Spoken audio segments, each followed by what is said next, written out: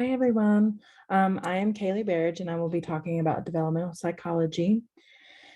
And just a little bit about developmental psychology. It is the of how study of how and why human beings change over time.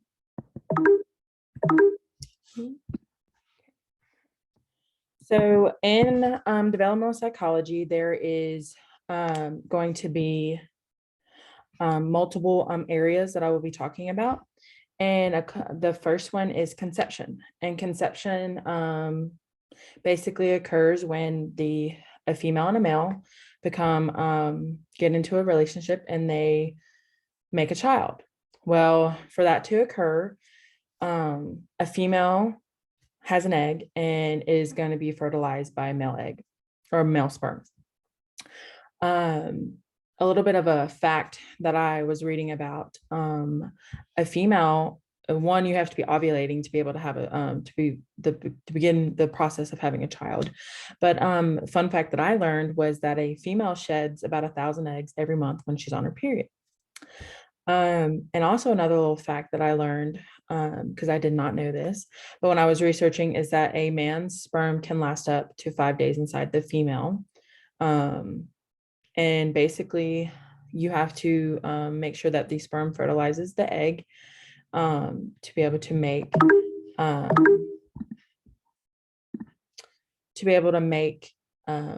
zygote, which basically a zygote is a fertilized ovum, which like I said, it is an egg and a sperm, and the sperm fertilizes the egg. And then when the zygote has been fertilized, it travels down the fallopian tube down to the uterus. When the zygote gets into the uterus, it's called an embryo. So that is the next step after the zygote is made. It becomes an embryo. The embryo takes a few weeks to develop. After those few weeks, it becomes a fetus. Well, a fetus needs a couple things to be able to thrive during the 9 months when the mother is carrying it. It needs an amniotic sac, which it stays in, and needs a placenta, and it needs an umbilical cord. An umbilical cord is attached to the mom and is also attached to the baby as well. And that's how the baby gets its blood and nutrients when the mom consumes any type of food, any water or drink that that the mother consumes. And this is what a fetus needs to be able to thrive. The next topic in developmental psychology is birth to 2 years, which a couple things that happen during birth to 2 years is excuse me, sorry. It learns different complex sensory and motor skills. And these are the key years of a child's life when they start to learn and grow different things, figure out kind of like just new touches, new feelings, all their 5 senses, how to start talking, how to speak, and how to use symbols to speak. A lot of children do not have the chance to be able to talk, but they use different ways of communicating with each other. Another thing that I really thought was really cool or interesting while I'm doing my research is this is called the sensory motor period. And another couple facts between the birth and 2 years of a child is they start to create images in their head, mental, and they start to store them. And so they start to remember. I know when I was a kid, I could remember a few things. Even now I'm 20 years old, I can definitely remember when I was 5 years old, and I can tell you exactly where I was, what I was doing. And this is also where a child learns that he or she can be separate from his or her environment. And then the child moves on to early childhood, which basically is the ages of 3 to 5. And this is where they get their personality and interest and what they like and what they don't like, and how to socialize without their parents being around. They kind of just do their own thing. then the next part of the early childhood is the ages between 6 and 10. And this is where the kids start to be responsible for themselves, dress themselves, personal hygiene, things like what sports they want to play, things they want to do. They don't always have to have mom or dad around to help them with their homework, or, just little things like that. They start to mature. Usually females will mature way faster than males. And this is also the time period where children like to be rebellious against their parents. And this is also leading up to the next topic, which is basically when child they will be hitting puberty, and they will be hitting their teen years, and different things will start happening to them. So the next topic is about adolescence.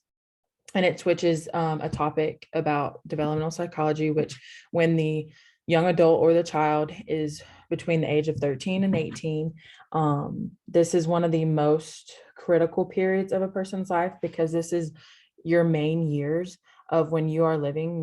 You go from teen, you turn 15, and 16, and get your driver's license, and then you become 18, which is an illegal adult. Just so many things are happening in between such a small period of time.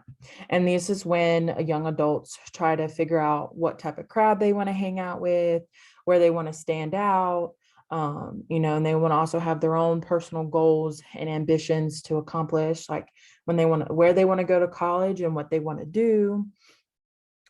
And also, this is where they start to experience changes to their bodies.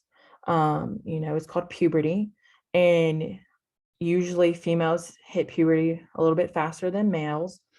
And so women start developing breasts, they start developing their periods, they start developing hair growth, wider hips. Usually they typically females get increase in height a little bit faster than males, and the males shoot up later in life. And then acne starts developing. And then for young men, it starts to develop facial hair, and hair that, in different places where they're not usually used to it growing. And then their voices get deeper, and just many other things start to happen. And then for both men and women, they all both experience hormones, and it causes desires for both men and women. And then the next also, and what I found out, there are 3 different types of stages for a young adult, which is an early adolescence, which is between the age of 11 and 14, a middle adolescence between the ages of 15 and 17, and the third one is late adolescence between 18 and 21. And so the early adolescence, which is the ages between 11 and 14, they start to grow more quickly than some. Bodies start to change. They're in their preteens, they want to keep private with their parents. And then the next one is middle adolescence, which is between 15 and 17. And this is where the physical changes start to happen. And then, this is where many teens start to develop an interest in romantic relationships, and kind of want to explore and figure out what they have to do, what's the right thing to do. This is where they start talking to their parents. The late adolescence is between 18 and 21, which is where the physical changes have pretty much grown and have been completed. And and by now, this is where a young adult starts making decisions of, plans for the future. Go to college, get a degree. Some go to the military. Some, start really young on getting married and having a family. And that is part of one of the most crucial moments in somebody's life between 11 and 21. The next area in developmental psychology is middle adulthood, which is basically the ages between 20 and 40. And this is where they also experience body changes. Yes, they have gone through the peak of what they're going to experience, but some start to decline a little bit. And then this is basically where they would start their life and whatever job you are in, you can be in multiple jobs, but also you can be in, you can be in a job that you love for the rest of your life until you retire.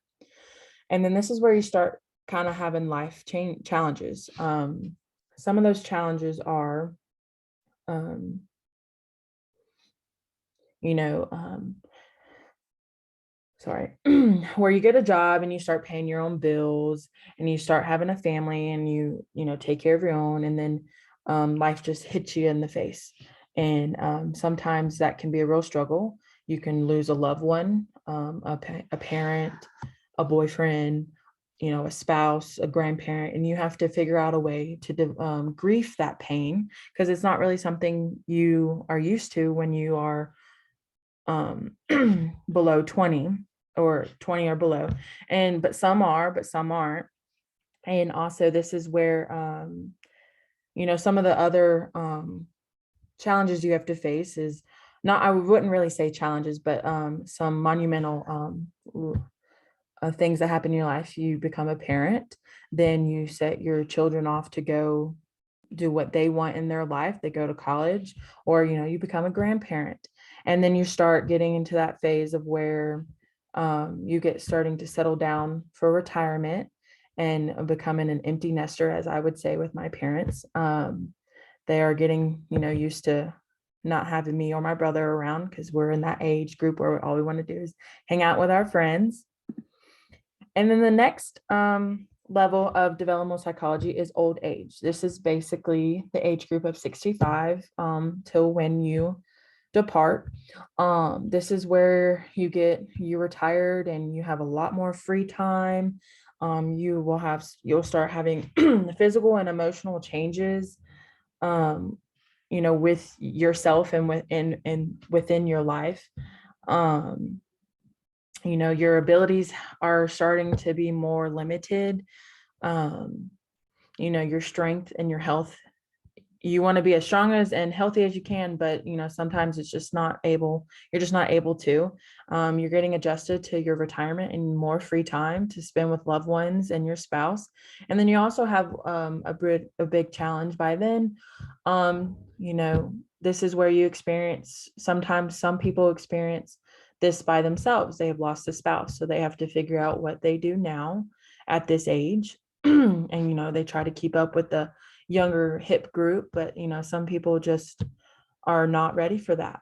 And then just a little bit of interesting facts that I really thought was interesting is this type of profession you would be in. You would be a licensed psychologist. You have to have a doctoral degree in psychology. You have to pass a EPPP, which is an examination for professional practice in psychology. Big word. And you have to have a lot of supervised hours. And then you also, whatever state you're living in, you would have to be certified by your state. And then you would also have to go through your internship and your residency for this program. And then they typically say that you would be making around $80,000 for this job. And that is all I have for today. Thank you.